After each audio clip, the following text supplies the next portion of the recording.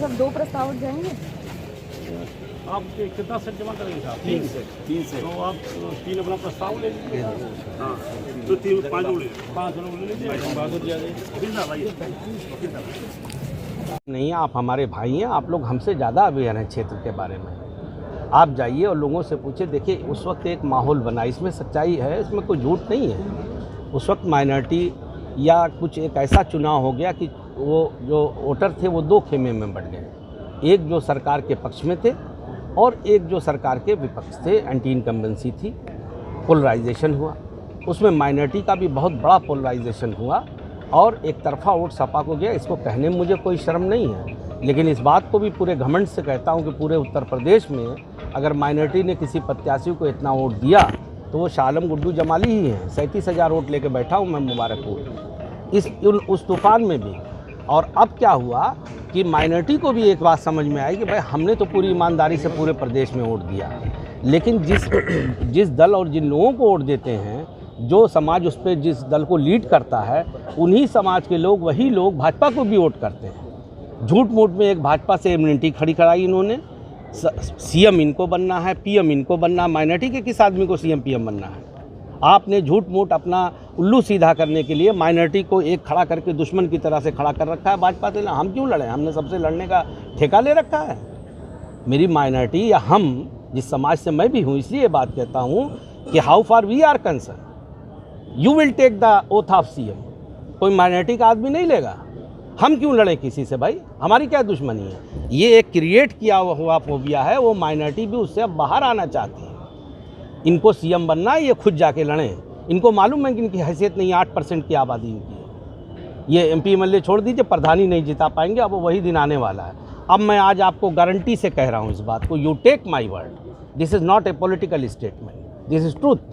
आने वाला दिन बहुजन समाज पार्टी का है। बहुजन समाज पार्टी आने वाले अभी 27 में होगा अब चुनाव, आप देखिएगा, सरकार बनाएगी। तो सर, उपचुनाव से लगता है कि बसपा एक नया उदय होगा?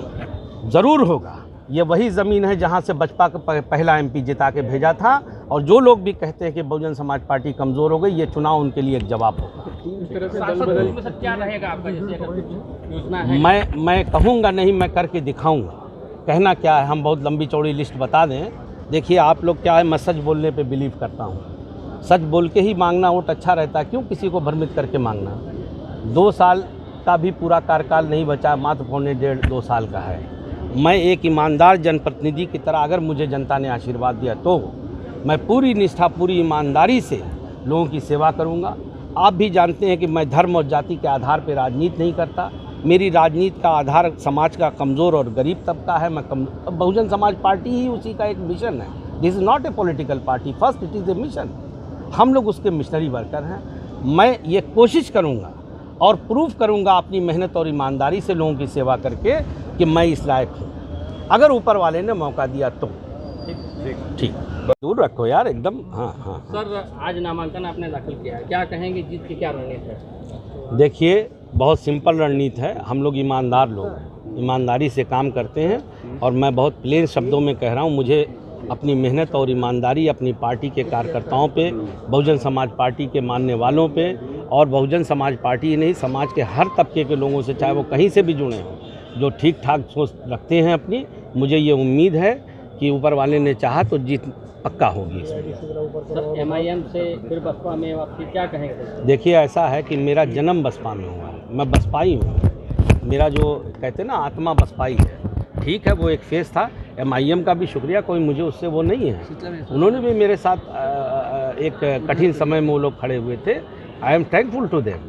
और कोई उनसे कोई ये नहीं है कि कोई वो है, लेकिन जो मेरा ओरिजिनल घर है वो बसपा में है और मैं अपने ओरिजिनल घर में हूँ।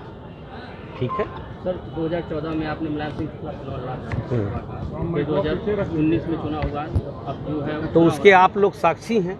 मैं उसमें क्या कहूँ? मैं कहूँगा तो कहेंगे एवरीबडी नोज़ द फैक्ट कि कैसे उनको मिला था वो सीट, कैसे जीता था। सत्ता के दम पे सारी गुंडागर्दी हुई, प्रशासन का दुरुपयोग हुआ, बुथ कैप्चरिंग हुआ बड़े पैमाने पे। मेरा ये मानना है, उस वक्त हमें पूरा विश्वास, हमने अपनी आंखों से देखा है। कई हज़ार लोग, कम से कम 5-7 हज़ार लोग मैनपुरी, इटावा के आके अलग अलग गांव में घुस गए थे। जिन्होंने बाद में कैप्चरिंग की भी किया।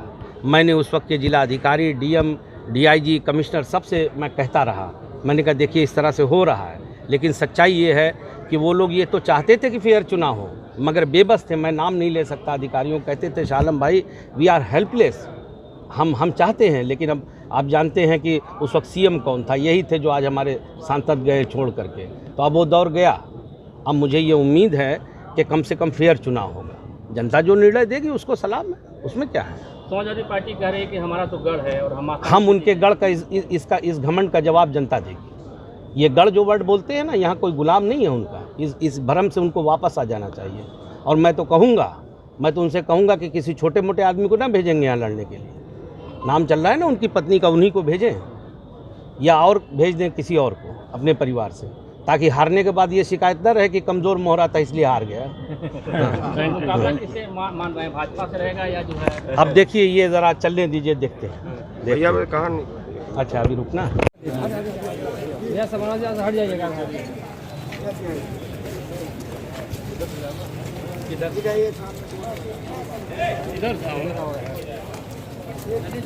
इधर